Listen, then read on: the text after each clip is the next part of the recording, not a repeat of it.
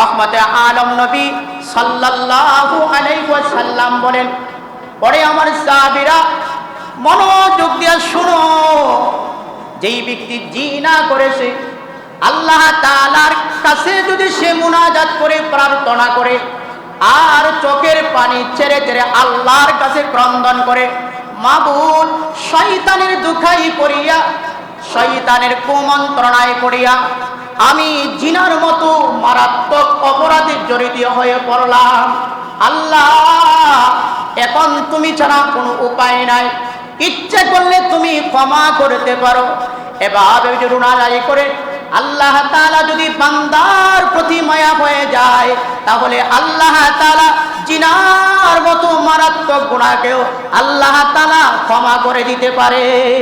আর রাসূল বলেছেন, গীবত যেহেতু এটা বান্দার সাথে সম্পৃক্ত, বান্দার সাথে মুআমেলা, যার গীবত করেছো যতক্ষণ পর্যন্ত সে তোমাকে ক্ষমা না করবে ততক্ষণ পর্যন্ত আল্লাহ তাআলা ক্ষমা করবে না। তাহলে বোঝা গেল জিনার চাইতে গীবত আরো মারাত্মক এবং জঘন্য একটা অপরাধ। এই অপরাধের সাথে আমরা মোটামুটি সবাই জড়িত। এই জন্য নিজের জবানকে আমরা কন্ট্রোল করতে হবে, জবানকে আমরা হিফাজত করতে হবে। আমরা হার হামেশা আমরা গীবত করে যাচ্ছি, গীবতের দ্বারা নেক আমল নষ্ট হয়ে যায়, ঈমানের মধ্যে ঘাটতি আসে এবং নেক আমলগুলো বিনষ্ট হয়ে যায়। এই জন্য গীবত থেকে আমাদের সকলকে ফরহেজ থাকতে হবে। আজকে আমরা এই গীবতের কারণে সমাজের মধ্যে বিশৃঙ্খলা, অশৃঙ্খলা, আমরা একে অপরের পিছনে লেগে আমরা দুষ্কৃতি তালাশ করছি। এই দুষ্কৃতি তালাশ করতে রাসূল করিম সাল্লাল্লাহু আলাইহি ওয়াসাল্লাম বারণ করেছেন। রাসূল করিম মসজিদে নববীর প্রতি জুম্মায় আল্লাহর হাবিব সাহাবীদেরকে উদ্দেশ্য করে বলতেন, লা তাবাগাদু ওয়ালা তাহাসাদু ওয়ালা তাদাবারু ওয়া কুনু ইবাদাল্লাহি ইখওয়ানা।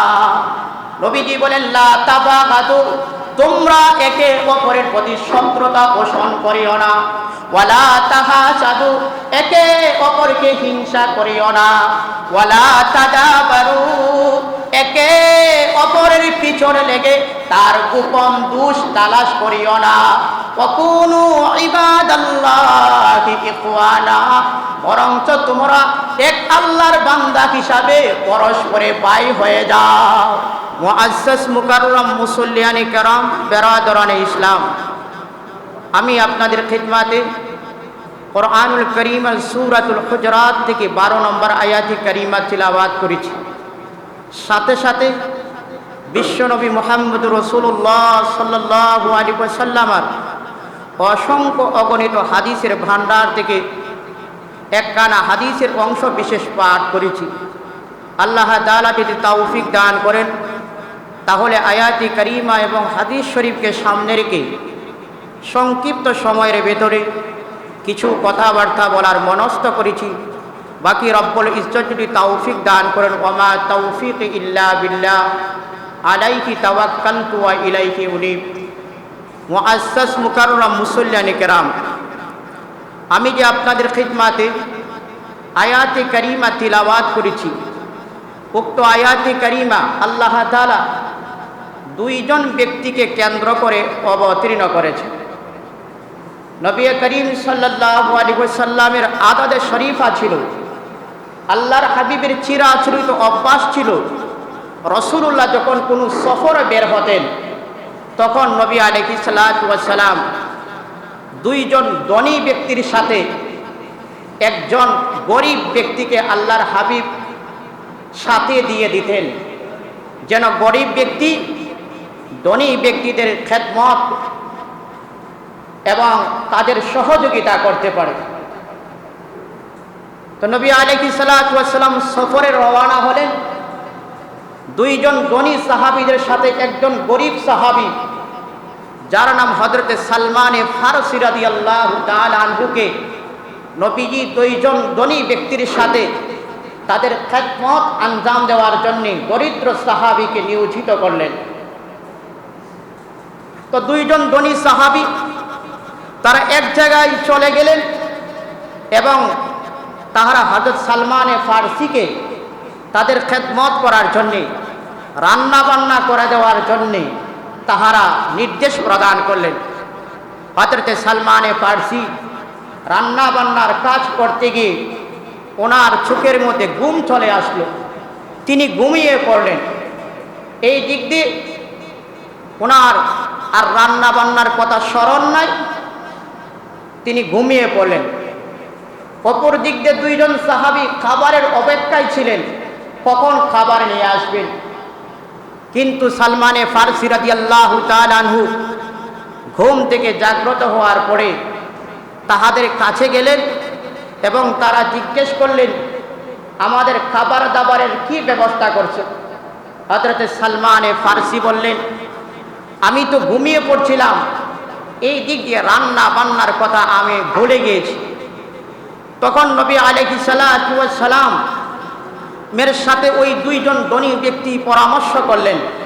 নবী আলাইহিস সালাতু ওয়াস সালাম উত্তরে হযরতে সালমানে ফারসিকে নবীজির নাতি হযরতে উসামা ইবনে যায়েদের কাছে বললেন, দেখো উসামা ইবনে যায়েদের কাছে কোনো খাবার দাবার আছে কিনা। হযরতে সালমানে ফারসি উসামা ইবনে যায়েদের কাছে যাওয়ার পরে খাবার তালাশ করলেন।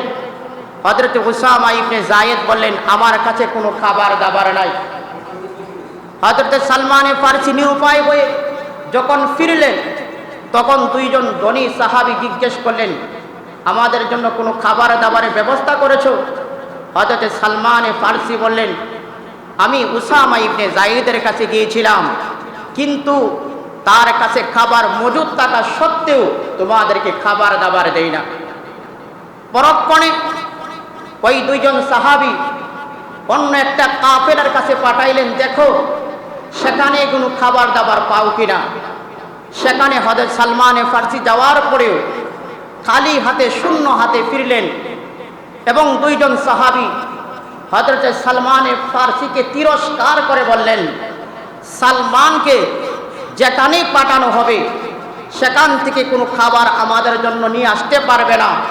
এমনকি মক্কার একটা কূপ ছিল, সামিহা নামক কূপ, তারা বলল এই কূপের কাছে যদি যায় এরপরও সালমান সেই কূপের মধ্যে পানি পাইবে না। পরক্ষণে তারা সকলে নবীজি দরবারে উপস্থিত হলেন। আল্লাহর হাবিব মুহাম্মদ রাসূলুল্লাহ সাল্লাল্লাহু আলাইহি ওয়াসাল্লাম তাদের দুইজন সাহাবীদেরকে লক্ষ্য করে বললেন, তোমরা কি আজকে গোশত ভক্ষণ করছো নাকি? রাসূলুল্লাহ সাল্লাল্লাহু আলাইহি ওয়াসাল্লামের কাছে তারা জানতে ছিলেন, ইয়া রাসূলুল্লাহ, আমরা তো কোনো গোশত ভক্ষণ করি নাই।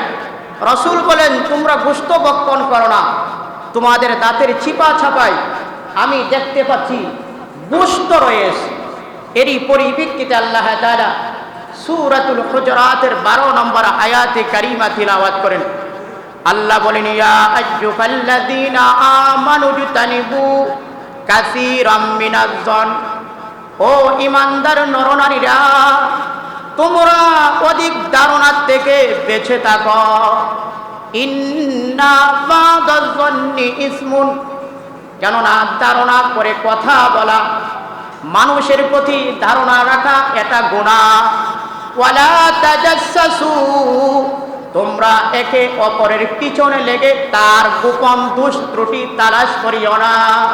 ওয়ালা ইয়াগতাব বাদুকুম বাদা, তোমরা একে অপরের গীবত করিও না। আল্লাহ তাআলা কুরআনুল কারীমের সূরাতুল হুজুরাতের আয়াতের শেষাংশে আল্লাহ বলেন, আইয়ুহিব্বু আহাদুকুম আইয়াকুলা লাহমা আখিহি মাইতান ফাকারিহতুমু, আল্লাহ বলেন, তোমরা কি তোমার মৃত ভাইয়ের গোশত ভক্ষণ করাকে পছন্দ করবা? ফাকারিহতুমু, তোমরা তোমাদের মৃত ভাইয়ের গোশত ভক্ষণ করাকে মোটেই পছন্দ করবা না।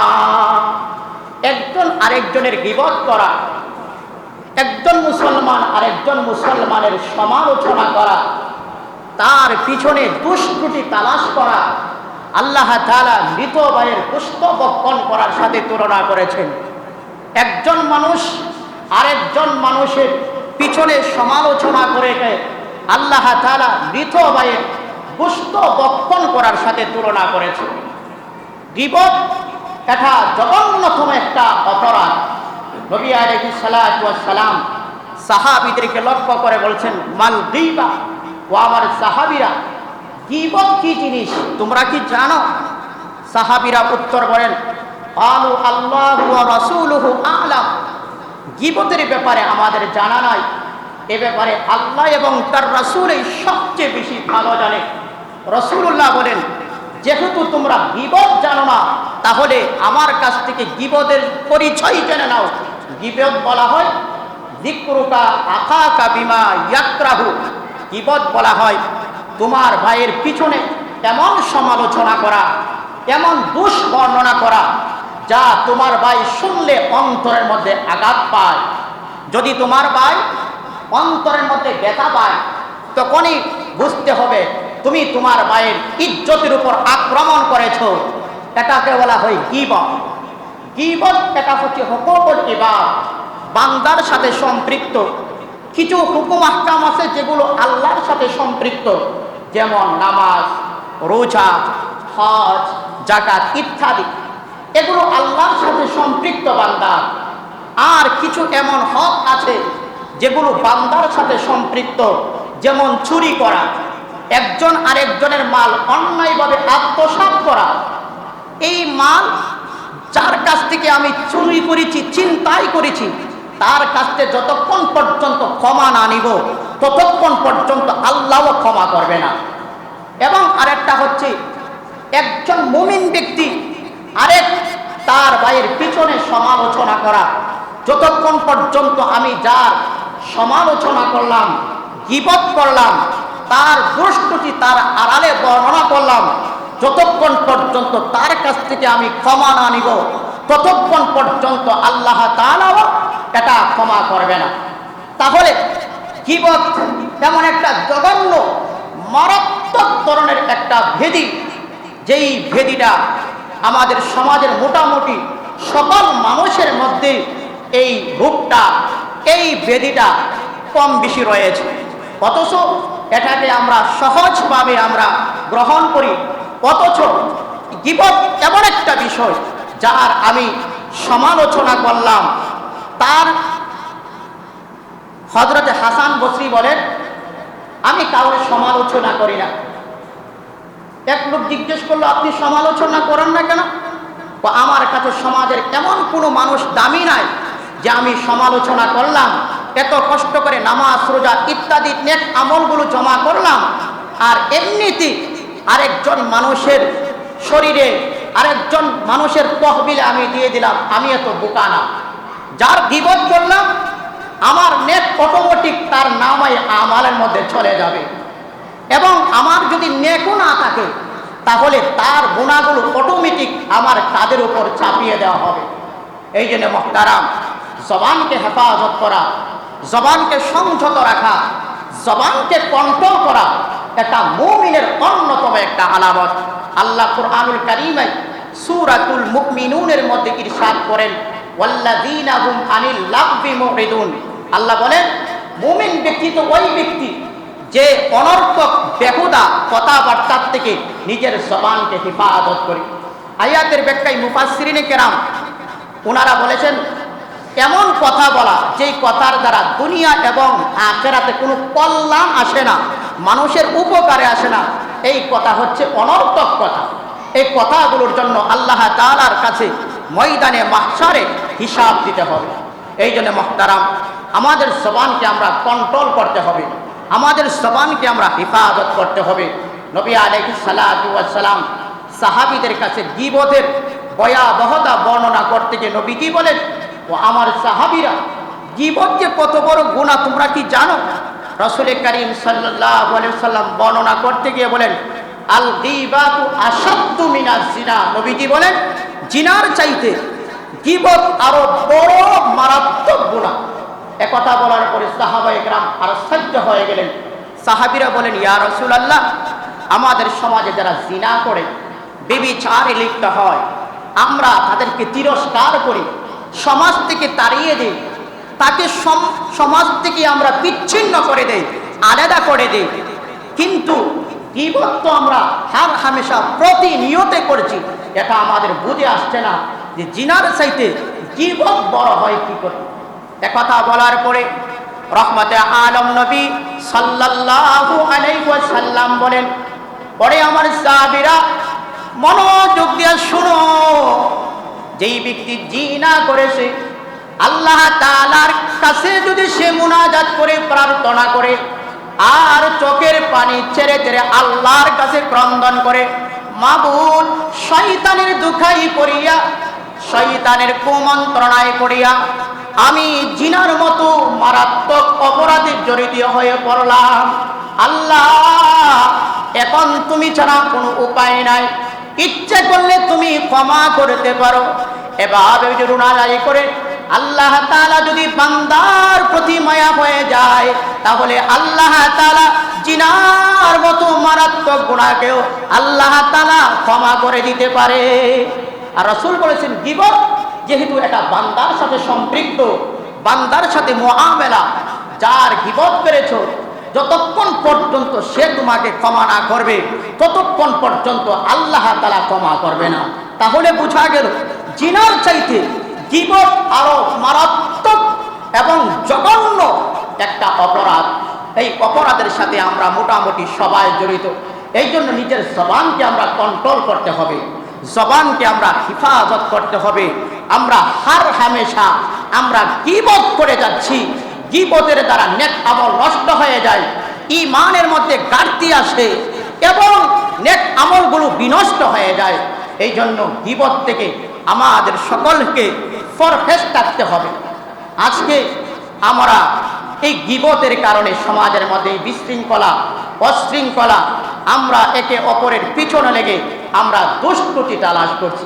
এই দুষ্কৃতি তালাশ করতে রাসূল করিম সাল্লাল্লাহু আলাইহি ওয়াসাল্লাম বারণ করেছেন।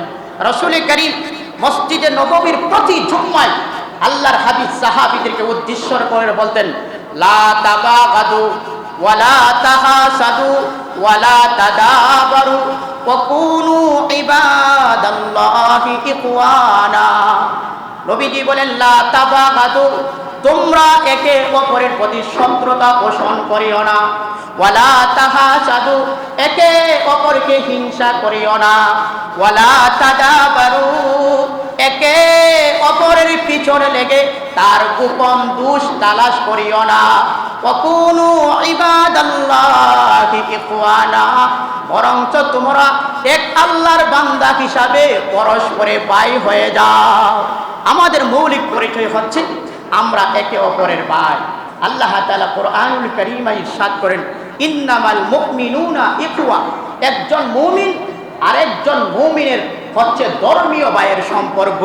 এই সম্পর্কটা যদি আমরা বুকের মধ্যে লালন আর ধারণ করতে পারি, তাহলে একজন মুমিন আরেকজন মুমিনের পিছনে লেগে কখনো দোষ ত্রুটি তালাশ করার কোনো প্রশ্নই আসে না। কথা বলেন ঠিক কিনা? আজকে আমাদের অভ্যাস অনেক খারাপ হয়ে গেছে। আমরা আমাদের নিজে কতটুকু সংশোধন হতে পারলাম, নিজেকে কতটুকু পরিবর্তন করতে পারলাম, নিজের চরিত্র, নিজের অলক কতটুকু পরিশুদ্ধ করতে পারলাম, এই পরীক্ষা, এই বিবেচনা আমরা করি না। অথচ আমি প্রকৃত অর্থে যদি মুমিন হতে চাই, তাহলে সর্বপ্রথম আমি আমার দোষ ত্রুটি আমি তালাশ করে দেখব, আমি আমার দোষ থেকে নিজেকে কতটুকু পরিশুদ্ধ করে পারবি।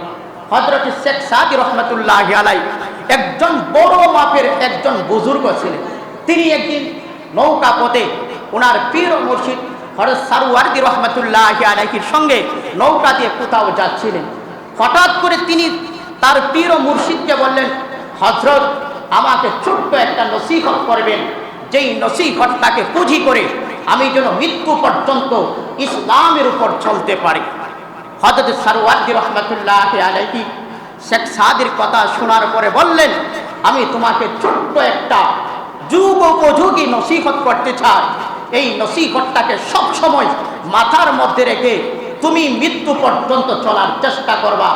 নসিহতটা হলো, তুমি কখনো নিজের গুণ দেখবা না এবং অন্যের দোষ দেখবা না। ওনার নসিহতটা অত্যন্ত চমৎকার, জানে মানে যুগ উপযোগী নসিহত ছিল।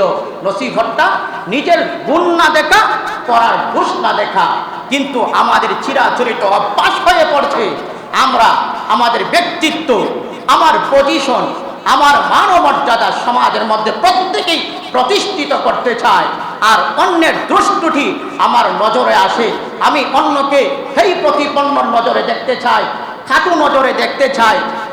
এই হলো আমাদের নিত্যদিনের অভ্যাস।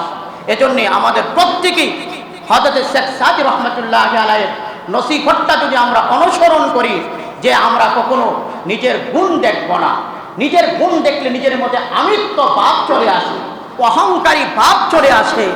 এই অহংকার কোনো মাখলুকের গুণ হতে পারে না। অহংকার হচ্ছে একমাত্র আল্লাহ রাব্বুল ইজ্জত, যিনি স্বয়ং সম্পন্ন, যিনি ওয়াজিবুল উজুদ, উনারই একমাত্র শান। আল্লাহ তাআলা ৯৯টা গুণবাচক নাম আছে, তোর মধ্য থেকে একটা নাম হচ্ছে আল মুতাকাব্বির, অর্থ হচ্ছে অহংকারী। অহংকার তিনিই করতে পারেন যিনি অমুখাপেক্ষী, অন্যের কোনো প্রয়োজন করে না, উনার মাধ্যমে একমাত্র অহংকারীর যে একটা স্বভাব, উনার দ্বারাই এটা স্বভাব হয়। আল্লাহ তাআলা হাদিসে কুদসির ভেতরে ইরশাদ করেন আল কিবরিয়াউ রিদাই, আল্লাহ বলেন অহংকার হচ্ছে আমার চাদর, ওয়াল আসমাতু ইজারি, আর বরত্বটা হচ্ছে আমার লুঙ্গি, সামান নাসাআনি ওয়াহিদা মিনহু আযাবতুহু মিনান নার। আল্লাহ বলেন যারা আমার অহংকার এবং বরত্ব নিয়ে টানাটানি করবে আমি অবশ্যই অবশ্যই তাহাকে জাহান্নামের মধ্যে নিক্ষেপ করবো। নাউযুবিল্লাহ বলেন। এই জন্য মুহতারাম, অহংকার এটা মানুষের গুণ না, এটা আল্লাহ তাআলার গুণ। আজকে আমরা সমাজের মধ্যে বড়ই সম্মানের অভাব, আমরা মুরব্বীদেরকে সম্মান করতে জানি না, যার কারণে সমাজের মধ্যে একটা বিশৃঙ্খলার পরিবেশ বিরাজ করছে। এই জন্য মুহতারাম, আমরা যারা ছোট আছি, আমরা যারা শিশু আছি, আমরা যারা কিশোর আছি, অবশ্যই অবশ্যই মুরব্বীদেরকে যথাযথ মর্যাদা, যথাযথ ইজ্জত, যথাযথ সম্মান অবশ্যই অবশ্যই দিতে হবে।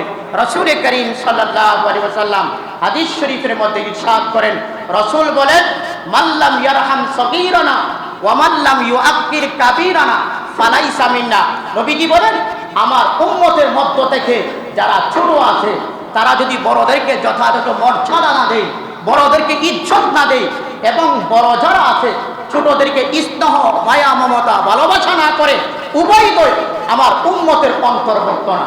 এই জন্যে আমরা যারা ছোট আছি অবশ্যই অবশ্যই মুরব্বীদেরকে যথাযথ ইজ্জত, সম্মান, কদর করতে হবে, এবং আমরা যারা মুরব্বী আছি আমরা ছোটদেরকে স্নেহ, মায়া, মহব্বত, ভালোবাসার নজরে আমরা দেখো।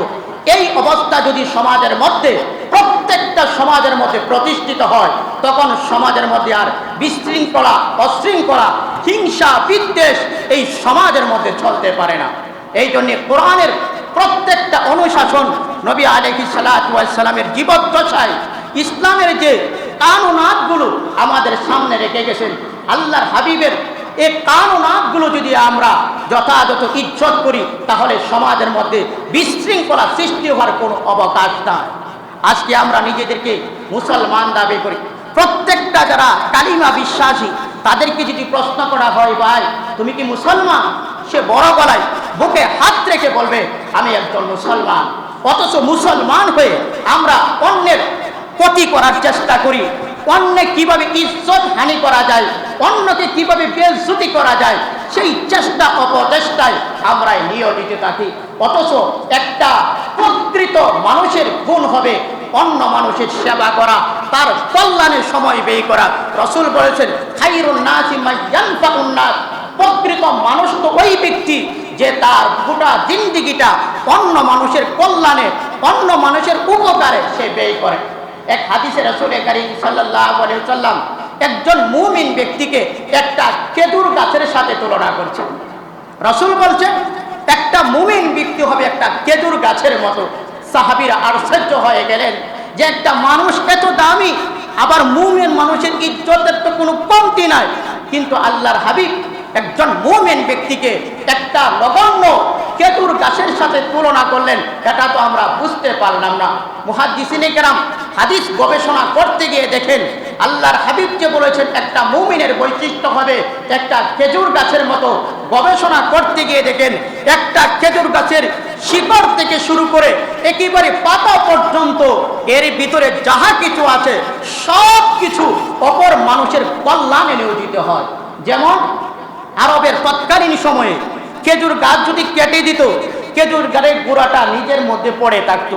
কিছুদিন পরে মানুষরা এই গুঁড়াটাকে কোদাল বিভিন্ন জিনিস দিয়া তুলে এনে এটার ভেতরে একটা গর্ত হতো, এটার ভেতরে চাউল ডাউল গম ইত্যাদি আসবাবপত্র রাখতো। তাহলে এই শিকড়টাও একটা মানুষের কল্যাণে ব্যবহার হয়েছে, মানুষ এর মধ্যে আসবাবপত্র রাখতে পারে।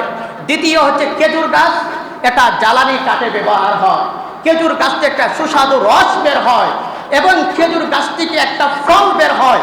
এই ফলটা হচ্ছে আরবের সুপ্রসিদ্ধ একটা ফল এবং সারা বিশ্বের মানুষের কাছে অত্যন্ত প্রিয় এবং সুস্বাদু ফল হচ্ছে খেজুর ফল। তাহলে এবং খেজুর গাছের আপনার পাতা, এগুলো মানুষ পূর্বকার মানুষরা ঘরের আপনার চাউনি হিসাবে তারা ব্যবহার করত। তাহলে দেখা গেল খেজুর গাছের গোড়ার থেকে নিয়ে পাতা পর্যন্ত এর ভিতরে যাহা কিছু আছে সব কিছু একজন মানুষের কল্যাণে ব্যবহার হয়েছে। ঠিক তদ্রূপভাবে রাসূল বুঝাইতে চান একটা মুমিন ব্যক্তি তার পা থেকে শুরু করে মাথা পর্যন্ত প্রত্যেকটা অঙ্গ প্রত্যঙ্গ দ্বারা অপর মানুষের কল্যাণে ব্যয় করতে হবে। যদি আমরা এবং সমাজের মানুষের কল্যাণে নিজেকে আত্মনিয়োগ করতে পারি তাহলে আমি একজন সাকসেস পরিপূর্ণ মুমিন হবে। আজকে আমরা নিজেদেরকে মুমিন দাবি করি, অথচ প্রতিবেশীর সাথে কি রকম আচরণ হবে, একজন প্রতিবেশী আরেকজন প্রতিবেশীর সাথে কি ব্যবহার হবে এগুলো আমরা জানি না। শুধু নামাজ রোজা হজ যাকাতের মধ্যে ইসলাম কিন্তু সীমাবদ্ধ না। রাসূলুল্লাহ বলেছেন হাক্কুল মুসলিম আলাল মুসলিম খামসুন, একজন মুসলমান আরেকজন মুসলমানের প্রতি 5টা হক রয়েছে। এক নম্বর হচ্ছে রাদ্দুস সালাম, সালাম দিলে সালামের জবাব দেওয়া। 2 নম্বর হচ্ছে ওয়া ইত্তিবাউল জানাইজ, জানাজায় অংশগ্রহণ করা। আপনার পাড়া প্রতিবেশী কেউ মারা গেছে, আপনি যদি খবর পান তাহলে আপ্রাণ চেষ্টা করা জানাজায় শরীক হয়ে তার মাগফিরাতের দোয়া করা। এমনইভাবে কেউ যদি আপনাকে দাওয়াত দেয়, এই দাওয়াত আপনি সাদরে গ্রহণ করতে হবে, তার বাড়িতে উপস্থিত হতে হবে। এবং পাড়া প্রতিবেশী কেউ যদি অসুস্থ হয়, আপনার কানে যদি এই খবর পৌঁছে অবশ্যই তাকে দেখতে যাওয়া, তার জন্য দোয়া করা, তাকে সান্ত্বনা দেওয়া, এটা হচ্ছে একজন মুমিন আর একজন মুমিনের বৈশিষ্ট্য। আজকে আমরা এই জিনিসগুলো সমাজ থেকে চলে যাচ্ছে, অথচ আমরা নিজেদেরকে মুমিন দাবি করি, আমরা একজন আরেকজনকে সালাম দিতে রাজি না।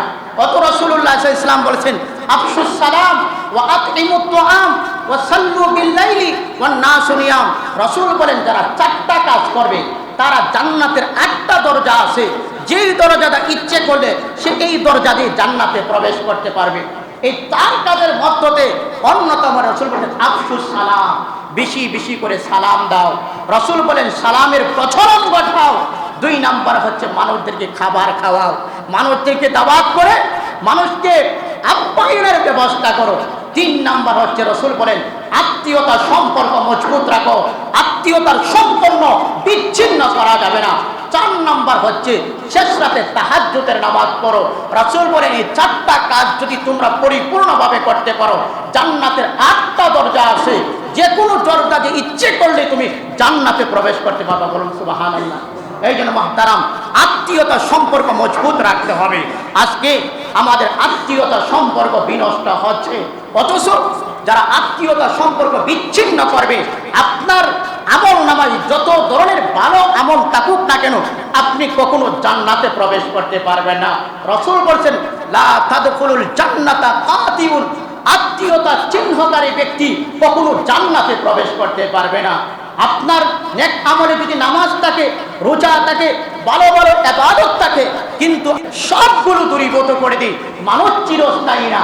আমি আজ আছি, কাল নাও থাকতে পারে, 1 সেকেন্ডে বাঁচার কোনো গ্যারান্টি নাই।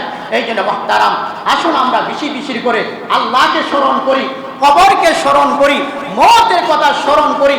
এই বিষয়গুলো যখন আমরা বেশি করে আলোচনা করব এবং এগুলো নিয়ে যখন আমরা বেশি ফিকির করব, তখন আমার আপনার অন্তরের মধ্যে হিংসা, বিদ্বেষ, গীবত, রাগ এগুলো থাকার কোনো কথাই নাই। আল্লাহ তাআলা আমাকে আপনাকে সকলকে আত্মীয়তার সম্পর্ক বজায় রেখে এবং নামাজ রোজা হজ যাকাত এগুলো মৌলিক ইবাদতের পাশাপাশি এবং আরও যেগুলো ইবাদত আছে সবগুলো যেন আমরা মেনে মৃত্যু পর্যন্ত আল্লাহ তাআলার চিরস্থায়ী জান্নাতুল ফেরদাউসের মেহমান হতে পারি। আল্লাহ তাআলা আমাদের সকলকে তৌফিক দান করুন, আমিন।